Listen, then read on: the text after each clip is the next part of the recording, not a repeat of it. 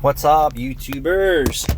So, leaving Traction Warehouse in Bensalem. That's right, Meineke is in Cinnaminson, New Jersey. I'm in Bensalem, PA. And I also wanted to say and talk about why, if you go to different shops, that you get different prices. Well, everyone tries to stay competitive. But some of the factors are overhead, okay? So overhead means what it costs for you to do business. So if you have a guy that's doing work out of his house, his overhead may not, and it could be too, he could be in $1 million home or multi-million-dollar home doing work, who really knows. But we'll just say an example. If a guy is doing work out of his home that he owns, all right, and it's on a 1/4 acre, and he has a 2-car garage, and a little trailer, and a generator and electric, and he's not having garage keeper's insurance and fire and workers' comp and blah, blah, blah, blah, blah, that guy can afford to do a job cheap for you. That would be almost like you doing a job for yourself in your driveway. That is the cheapest way that you're going to get anything done. Or you can get somebody on the street to do it for you who may or may not know what he's doing. I don't really know. But the reason why that there's so many price differences, well, if your experience is you have somebody who's a street mechanic, in our language, street mechanic, he doesn't have a shop, he knows how to work on cars, he may tell you buy the parts and give him $50. You're not going to get that at a real shop environment. If you go to Pep Boys, Firestone, Meineke, Midas, those dudes are paying through the nose to keep the doors open for insurance, staff, tools, equipment, licensing, monitoring fees, go on and on and on. So the cost of doing business alone, and that's a fixed expense, is outrageous going to a professional environment. And then some mom and pop shops probably own the building, right? Some small shops, it could be big shops too. They own the land, they own the bricks, they own all the equipment. They've had guys working there forever that are really good, so they don't need a lot of staff. Their pricing and their labor rates may be way less, or they may be way more. But also, I'm just going to give you another experience, a real world Traction Tire. I would hope that my buying power is better than Bob's Garage, who doesn't spend hundreds of thousands of dollars in tires and has a franchise system who supports them as well. So I would hope. I don't really know the cost. But the cost of parts, right, are outrageous today. And this is some other factors in what's going on. State road. So what does this specific establishment, this guy here, need, right, to be profitable to sell this guy 2 tires at the cost of goods of $300? We'll just say it's $296. Well, some shops have a formula. They take that cost of that tire and they multiply it by 2 or 3 times. So yeah, they're trying to get $600 for 2 tires. Is that high? Yes. Is somebody out there doing it? Probably. It's not industry standard, but industry standards don't pay the bill sometimes. So I have a formula that works with the averages of other shops in the area, and that comes up that what works best for me, and how I can provide an affordable tire to the consumer when they come in. Is that always going to be the case? No. Are you going to get these tires for $148 from Pep Boys? I doubt it.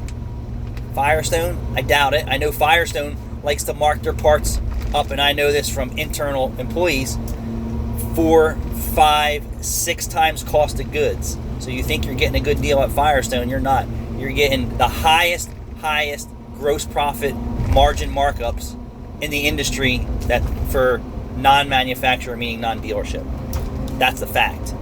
And not on their tires. So Firestone's usually buying direct from Firestone, and they're getting the tires cheaper than, say, a Goodyear dealer or somebody else, or Walmart, or so on and so forth. But they all need a specific profit margin to operate on, and everyone's profit margin is different based on how much money they want to make and what their fixed expense is to operate and run their business.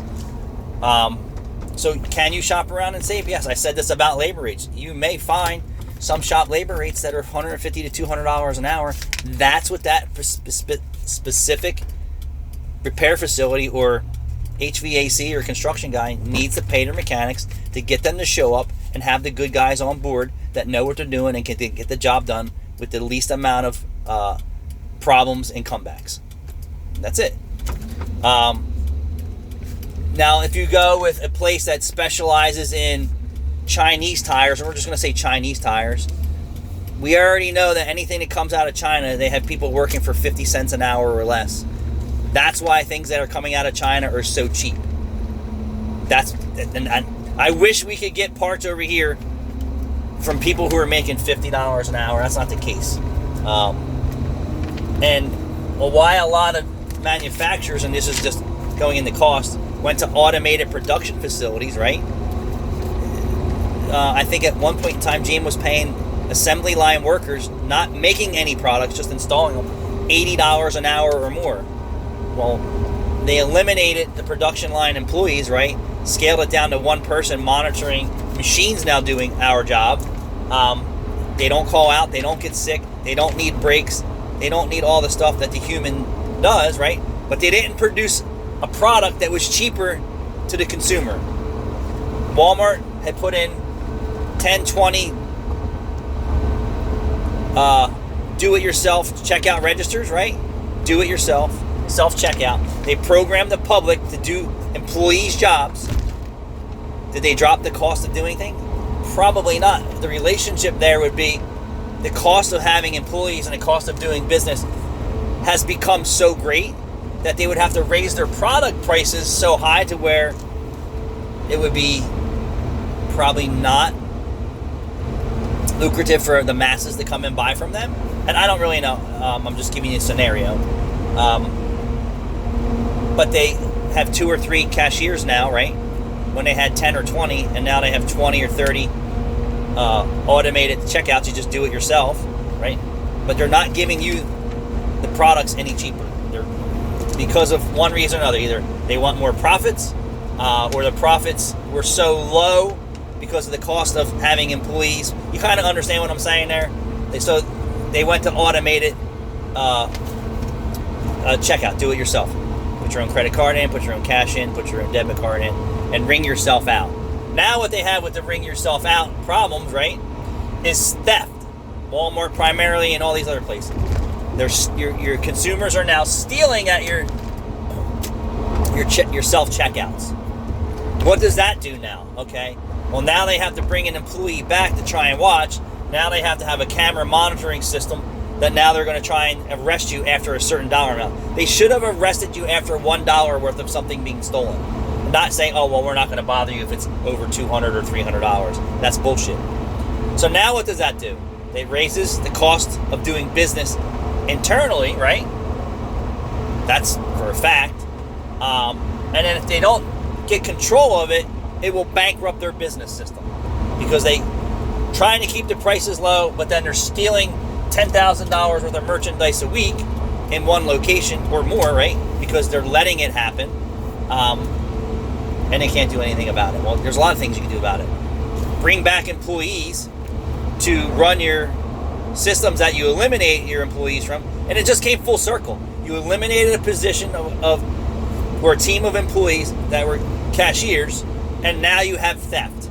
Well, the theft started out being minor, and then as the world evolved and says, well, everybody knows now you can go to Walmart and just walk out with hundreds of dollars worth of products before they send the police after you.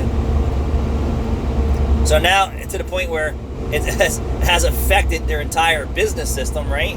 And now they're for many other reasons, on top of this, potentially going to close their stores now because they can't get control of it. Or how they're going to come about it. Costs. So things from China are cheap. Did I make a wrong turn? I think I did. Things are cheap from China, and that's the way that it is because of the cost. Now, think about the shipping and all that stuff from China to here, how low that cost has to be for everybody to make a profit for it to hit eBay and Amazon and everywhere else. Changing hands, markup. I gotta turn around.